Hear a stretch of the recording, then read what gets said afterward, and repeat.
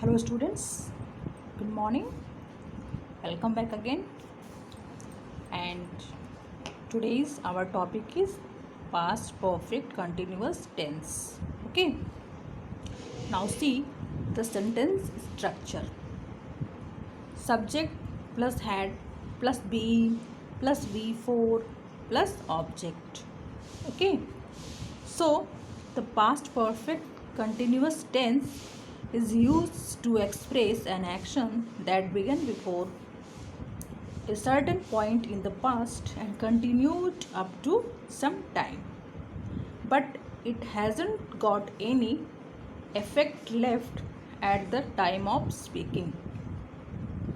So please note down, students, very cautiously that कि जो past perfect continuous tense होता है हमारा, ये किसके लिए मतलब ये प्रयुक्त होता है, क्या व्यक्त करता है कि काम, एक्शन मीन्स काम क्या है, शुरू हो चुका था, बिगन, सेकेंड फॉर्म है बिगन, ओके, था, before a certain point in the past, यानी कि बीते हुए समय में, भूतकाल में कोई काम एक समय में शुरू हुआ था and continued up to some time, और कुछ समय के लिए वो काम चला था, ठीक है, कुछ समय के लिए, but it hasn't got any effect left, लेकिन ये कोई भी प्रभाव नहीं छोड़ता है, क्या, at the time of speaking, जब हम बोल रहे होते हैं, बता रहे होते हैं, तो उस समय ये कोई इफेक्ट, कोई प्रभाव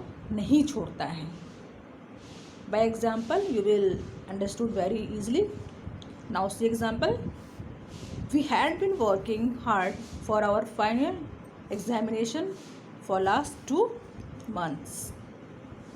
हम, we means हम, had been, मतलब कब होता है had been का यूज्ड, यहाँ दिखाया गया ना आपका सब्जेक्ट, इसके बाद had, फिर been, फिर मेन वर्ब आपका क्या है, मुख्य क्रिया, काम करना, वर्क, तो वर्क का आपका मेन वर्ब में क्या लगा, फोर फॉर्म, मतलब fourth form means ING, hard, हम कठिन परिश्रम कर रहे थे, इसके लिए, फॉर आवर फाइनल एग्जामिनेशन, हमारे फाइनल मीन्स वार्षिक परीक्षा के लिए, ठीक है, फॉर लास्ट 2 months, पिछले 2 महीनों से, ठीक है.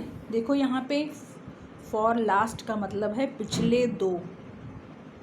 अब ध्यान दीजिएगा, जो यहाँ पे आपका डिफिनीजन में बताया गया है कि काम कुछ ये समय में शुरू हुआ था, ठीक है, और कुछ समय तक वो काम चला था, certain point in the past and continued up to some time, कुछ समय तक. यहाँ पे क्या कहा जा रहा है कि we had been working hard for our final examination for last 2 months, पिछले 2 महीने से हम कठिन परिश्रम कर रहे थे हमारे वार्षिक परीक्षा के लिए, जैसा कि यहाँ बताया गया है condition past perfect continuous tense के लिए, ठीक है.